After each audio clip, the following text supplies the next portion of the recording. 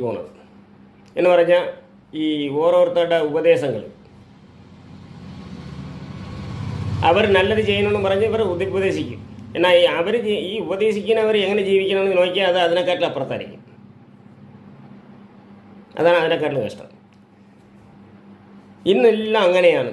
നാട്ടുകാരെ ബോധ്യപ്പെടുത്താനാണ് ജീവിക്കുന്നത്. നാട്ടുകാരെ ബോധ്യപ്പെടുത്താൻ നമ്മൾ ജീവിച്ചിട്ട് കാര്യമൊന്നുമില്ല. പക്ഷേ ജീവിതം നമുക്കുള്ളതാണ്. നമ്മൾ എന്തിനാണ് ജനിച്ചിരിക്കുന്നത്? നമ്മൾ ഈ ഭൂമിക്ക് പാറമില്ലാതെ ജീവിക്കണം എന്ന് വെച്ചാൽ ഭൂമിക്ക് പാറാവരുത്. നമ്മൾ ജനിച്ച് വന്നത് എന്തിനാണ് എന്ന് വെച്ചാൽ നമ്മൾ മറ്റുള്ളവർക്ക് നന്മ ചെയ്യാൻ വേണ്ടി മാത്രമാണ് നമ്മളെ ജീവിതം ഏറ്റവും കൂടുതൽ ജീവിതത്തിൽ മുൻതൂക്കം കൊടുക്കേണ്ടത്. നമ്മളിവിടെ നിന്ന് ഒന്നും കൊണ്ടുപോകാൻ പോകണില്ല. എൻ്റെ ഉദാഹരണം എന്ന് പറയുന്നത് എല്ലാവർക്കും അറിയാനുള്ളതാണ്. എന്നാൽ കൊണ്ടുപോകുന്ന സ്വത്തുണ്ട്. എന്തായാലും പറയുന്നത് നമ്മളിവിടെ നിന്ന് ഒന്നും കൊണ്ടുപോകാൻ പോകണില്ല, ഇവിടെ നിന്ന് ഒന്നും കൊണ്ടുപോകണില്ല എന്നുള്ള ഒരൊറ്റ ഇതേ ഉള്ളൂ. അങ്ങനെയില്ല. നമ്മൾ കൊണ്ടുപോകേണ്ട സ്വത്തുണ്ട്. അത് തീർച്ചയായിട്ടും നമ്മൾ കൊണ്ടുപോകും. എന്താണെന്ന് അറിയാമോ? നമ്മൾ ചെയ്ത നന്മ. ആർക്കൊക്കെ എന്തൊക്കെ നന്മ ചെയ്തിട്ടുണ്ടോ അതെല്ലാം നമ്മൾ കൊണ്ടുപോകുന്ന സ്വത്താണ്.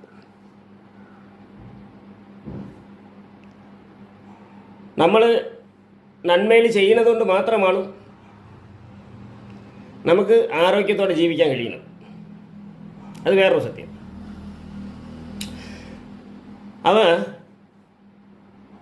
നമ്മൾ മറ്റുള്ളവരെ പറ്റിച്ച് വലിപ്പിച്ച് എന്ന് പറഞ്ഞാൽ ഇതിൽ പറയണത് എനിക്ക് മറ്റുള്ളവരെ ഈ പറ്റിക്കാതെയും വഞ്ചിക്കാതെയും ജീവിക്കണം.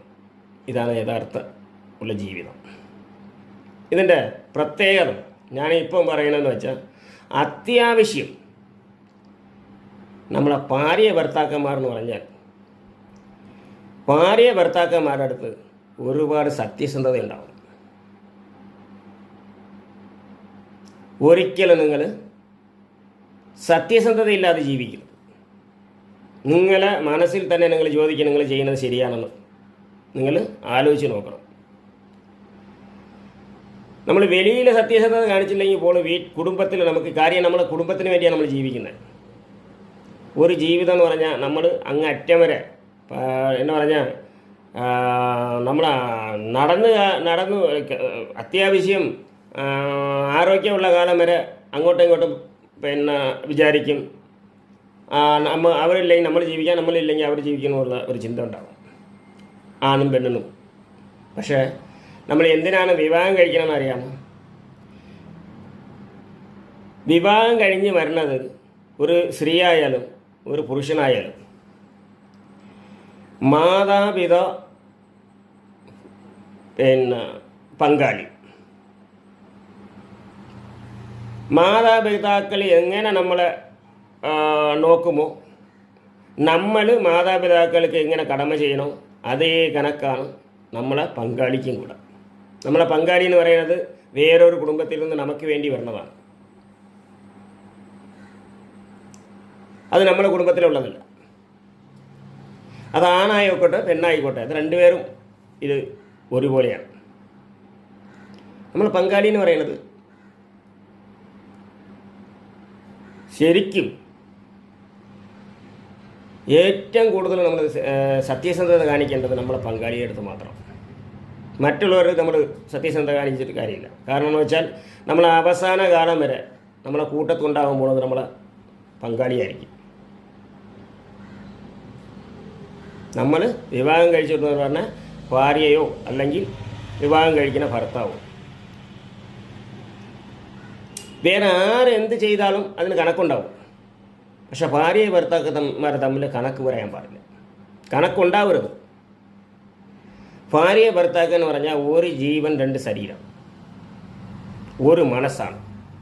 അങ്ങനെ ജീവിക്കുന്നവർക്ക് മാത്രമേ ഒരു കുടുംബമായിട്ട് ജീവിച്ചിട്ട് കാര്യമുള്ളൂ. അല്ലാതെ ആരെങ്കിലും ബോധ്യപ്പെടുത്താൻ വേണ്ടി കുടുംബമായിട്ട് ജീവിച്ചിട്ട് ഏതൊരു പ്രയോജനമില്ല. നമ്മളെ ജീവിതത്തിൽ നമ്മൾ സത്യസന്ധത പുലർത്തേണ്ടതെന്ന് വെച്ചാൽ ഭാര്യ ഭർത്താക്കന്മാരുടെ അടുത്ത് ഏറ്റവും കൂടുതൽ സത്യസന്ധത നമ്മൾ പുലർത്തേണ്ടത് ഭാര്യ ഭർത്താക്കന്മാരുടെ അടുത്ത്. ഒരു കാരണവശാലോ ഭാര്യ ഭർത്താവിൻ്റെ അടുത്ത് കള്ളത്തരം ചെയ്യാൻ പാടില്ല. ഭർത്താവ് ഭാര്യ എടുത്ത് കളഞ്ഞെന്ന് ചെയ്യാൻ പാടില്ല. രണ്ടുപേരും അതാ പറയുന്നത്, ഒരു മനസ്സും രണ്ട് ശരീരമായിട്ട് ജീവിക്കണം. അത് വളരെ അപൂർവം പേര്, ചില അപ്പൂപ്പന്മാർ അമ്മമ്മമാരെ കണ്ടിട്ടില്ലേ, അവർ വിട്ടുപിരിയില്ല. അവരുടെ ആ ഒരു ജീവിതത്തിൻ്റെ രീതി എന്താണ്, അവരൊന്ന് എങ്ങനെ ജീവിച്ചിരിക്കണമെന്ന് ചിന്തിച്ചു നോക്കണം.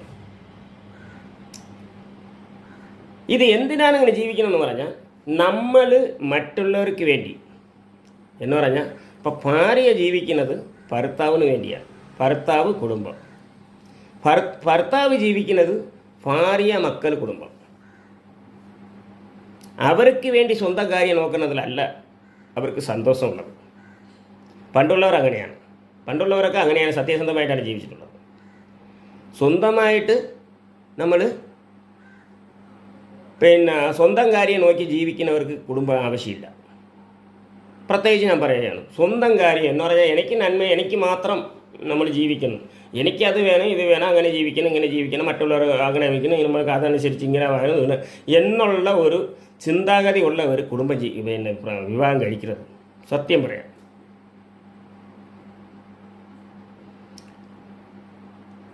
നമുക്ക് നമ്മളെ സന്തോഷം മാത്രമല്ല വലുത്. നമ്മളൊരു കുടുംബം എന്ന് പറയുമ്പോൾ രണ്ടുപേരും കൂടെ, ഭാര്യ ഭർത്താവിന് വേണ്ടി ജീവിക്കണം, ഭർത്താവ് ഭാര്യയ്ക്ക് വേണ്ടി. രണ്ടുപേർക്കും ഒരു ഉമ്മപ്പണി വന്നാലും ശരി തന്നെ, അത് രണ്ടുപേരും കൂടെ കൃത്യമായിട്ട് അതിനെ മനസ്സറിഞ്ഞ് ജീവിക്കണം. അതാണ് ജീവിതത്തിൻ്റെ ഒരു പ്രത്യേകത. കുടുംബജീവിതത്തിലെ കള്ളത്തനം കാണിക്കുന്നത്, പറ്റിക്കുന്നത്. ഇത് ഒരുപാട് ഭാര്യമാർ വഞ്ചിക്കുന്നവരുണ്ട്, ഭർത്താക്കന്മാർ ഭാര്യമാരെ വഞ്ചിക്കുന്നവരുണ്ട്, ഇഷ്ടം പോലെ. അത് ഒരു കോടതിയിൽ പോയാൽ അങ്ങനെയാണ്. അവർക്കൊരു നിയമം പറഞ്ഞിട്ടുണ്ടെങ്കിൽ ആ നിയമത്തിനനുസരിച്ചാണ് അവർ ചെയ്യുന്നത്. സത്യസന്ധത എന്ന് പറയുന്ന സാധനം ഇല്ല.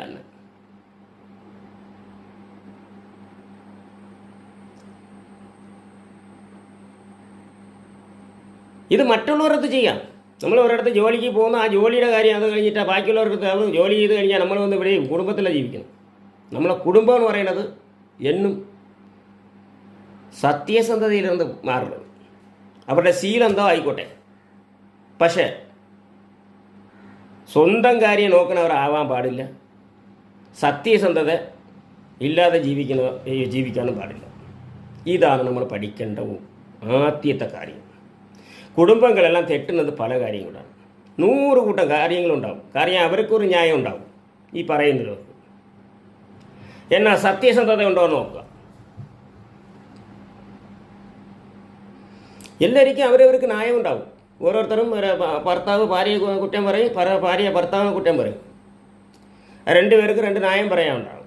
അത് കുടുംബമെന്ന് പറയുമ്പോൾ തട്ടിയും മുട്ടിയും ഇരിക്കുന്നുണ്ടാവും. അത് അങ്ങനെ ഉണ്ടാവും, ഒരുപാട് കാശ് കിട്ടുന്നുണ്ടാവും. പക്ഷെ എന്നാലും നമ്മളെ ജീവിതത്തിൽ സത്യസന്ധത മാത്രം വിട്ടുകൊടുക്കണം. ഒരിക്കലും സത്യസന്ധത ഇല്ലെങ്കിൽ ആ കുടുംബമായിട്ട് ജീവിച്ചിട്ട് ഏതൊരു പ്രയോജനമില്ല. ഭൂമിക്ക് ഭാരമാണ്. പിന്നെ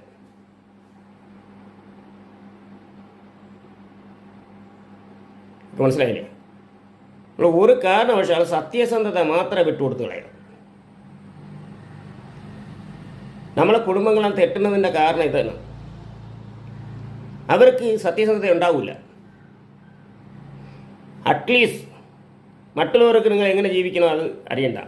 ഭാര്യ ഭർത്താക്കന്മാരുടെ അടുത്തെങ്കിലും സത്യസന്ധമായിട്ട് ജീവിക്കും. നിങ്ങൾ ഒരിക്കലും തെറ്റിപ്പിരിയില്ല. കാര്യം സത്യസന്ധത ഉണ്ടെങ്കിലേ ഒരു കാരണവശാൽ അവർക്ക് വഞ്ചിക്കാൻ തോന്നില്ല. ഭാര്യ ഭർത്താവ് വഞ്ചിക്കില്ല, ഭർത്താവ് ഭാര്യയെ വഞ്ചിക്കില്ല. നല്ല രീതിയിൽ അവർ ഐക്യമായി ജീവിക്കാൻ കഴിയും. അല്ലാത്തവർ കല്യാണം കഴിക്കരുത്. ദയവ് ചെയ്ത് കല്യാണം കഴിച്ച് ചുമ്മാ മറ്റുള്ളവരെ ബുദ്ധിമുട്ടിക്കരുത്. അത് ആണായാലും ശരി പെണ്ണായാലും ശരി. രണ്ടുപേരിലുണ്ട്. ആണ് ഒരു വിവാഹക്കാർ മാത്രമല്ല കുറ്റക്കാർ, രണ്ടുപേരുണ്ട്. ഈ രണ്ടുപേരും നമ്മൾ സത്യസന്ധത മാത്രം പുലർത്തുക. നമ്മൾ എന്തിനാണ് വിവാഹം കഴിക്കുന്നത്? നമ്മൾ അവസാന കാലത്ത് നമ്മളെ കൂട്ടത്തുണ്ടാവണം. അവസാന കാലത്ത് നമ്മളെ കുടുംബത്തിന് നമ്മളെ ഭാര്യ ഭർത്താവ് കൂടെ ഉണ്ടാവണം, നമ്മുടെ മക്കളും ഉണ്ടാവണം. അപ്പോൾ മക്കളെ നമ്മൾ എങ്ങനെ വളർത്തണം? സത്യസന്ധമായ രീതിയിൽ വളർത്തണം. അതുങ്ങൾക്ക് ഒരു കാരണവശാലും ഒരു തെറ്റായ വഴി പറഞ്ഞു കൊടുക്കരുത്. എത്ര കഷ്ടപ്പാടാണെങ്കിലും സത്യത്തിൻ്റെ വഴിയെ പറഞ്ഞു കൊടുത്ത് സത്യത്തിൻ്റെ വഴിയിൽ ജീവിച്ചു കഴിഞ്ഞാൽ ഒരു കാരണവശാലും നിങ്ങൾ ദുഃഖിക്കുകയില്ല. പിന്നെ ഇത്തിരി സാമ്പത്തികത്തിൽ ദുഃഖം വരുമായിരിക്കും, അത് വേറെ, അതൊന്നും നിങ്ങൾ കാര്യമാക്കണ്ട. നിങ്ങൾ ജീവിതത്തിൽ സന്തോഷമായിട്ട് ജീവിക്കണം, നിങ്ങൾ സത്യസന്ധത ഉണ്ടായാൽ മതി. കാരണം നമുക്ക് സ്വത്തും കൊണ്ട് ആരും ഇവിടെ ഇപ്പോഴാണ് ഈ പറഞ്ഞ കണക്കിന് അത് ഇരിക്കണം ഇത് ഇരിക്കണം കാറ് മറ്റത് മരിച്ചത് ഇഷ്ടം പോലെ ഉള്ളത്. പണ്ടത്തെ കാലത്ത് ഇതൊന്നുമില്ല. 2 പേരും കഷ്ടപ്പെട്ടിട്ടാണ് ജീവിക്കുന്നത്. 2 പേർ ഭാര്യയും ഭർത്താക്കന്മാരും ഒരേപോലെ കഷ്ടപ്പാടാണ്. എൻ്റെ അമ്മയും അച്ഛനൊക്കെ ഞാൻ കണ്ടിട്ടുണ്ടെങ്കിൽ എൻ്റെ അച്ഛനെക്കാട്ടിലും കൂടുതൽ കഷ്ടപ്പെടുന്നത് എൻ്റെ അമ്മയായിരിക്കും. കാര്യം രാവിലെ എളിച്ചു കഴിഞ്ഞാൽ അവർ കൃഷിപ്പണിക്ക് പോകുന്നു. വിലയിൽ എല്ലാം തൊലിയടിച്ചിട്ടുണ്ടാവും, കുറച്ച് നിലമൊക്കെ കാണും. ഈ നിലത്തിലേക്ക് സ്വന്തമായിട്ടാണ് കൃഷി ചെയ്യുന്നത്. മറ്റുള്ളവർക്ക്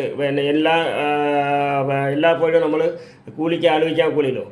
മാക്സിമം ഒറ്റയ്ക്ക് ചെയ്യാനുള്ള ജോലികളെല്ലാം ഒറ്റയ്ക്ക് തന്നെ അന്നത്തെ ആൾക്കാർ ചെയ്യുന്നത്. അത്ര കഷ്ടപ്പെട്ട് ജീവിക്കുന്നവരാണ്. രാവിലെ ഞാൻ ഉറക്കം വിളിക്കുന്നത് തന്നെ ഈ മോര് കടയുന്നതനുസരിച്ചാണ്. ഈ മോര് പണ്ടുള്ള ആൾക്കാർ ഈ പാലിന് 2 നേരത്തേക്കും കാച്ചി വെച്ചിട്ട് രാവിലെ ഇതിനെ എടുത്തുകൊണ്ട് വന്നിട്ട് ഒന്ന് കടയും മോറാക്കിയേ പറ്റുള്ളൂ. അന്ന് തൈരെന്ന് പറയുന്ന സാധനം ഇല്ല. തൈരൊക്കെ പിന്നീട് വന്നതാണ്. നമുക്ക് പാല് കഴിഞ്ഞാൽ പാല് കാച്ചിട്ട് മോറെടുക്കും. മോര് വെണ്ണ എടുത്തത് കഴിഞ്ഞാൽ അത് മോറാവും. മോറ് മാത്രമേ അന്ന് ഉണ്ടാകുന്നുള്ളൂ. മെയിനായിട്ട് മോറാണ് നമ്മളെ ഇത്.